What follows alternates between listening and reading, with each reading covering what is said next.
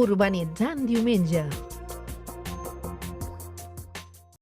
A la dècada dels 60, les condicions al barri de les Roquetes estaven sota mínims.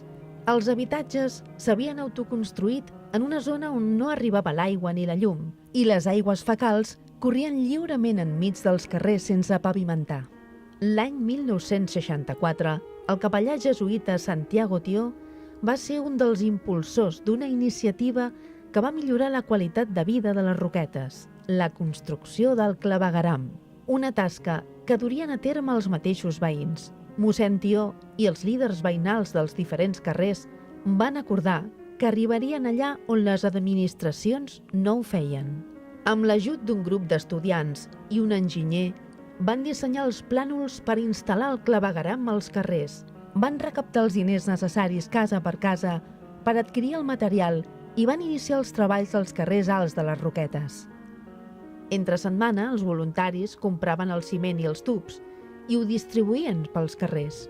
En aquella època, la jornada laboral era de dilluns a dissabte, per tant, tocava urbanitzar el barri en diumenges i festius.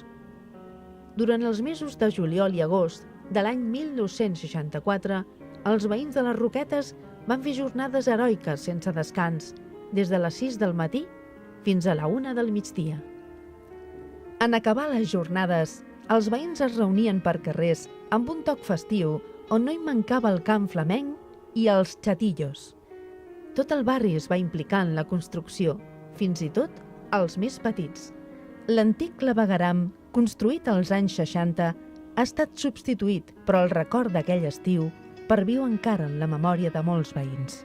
L'Arxiu Històric de les Roquetes Nou Barris conserva part del material que forma part d'aquest capítol del barri, com ara alguns plànols, rebuts i fins i tot un rellotge d'or, que un cop van acabar les obres, els veïns van regalar a mossèn Tió en agraïment.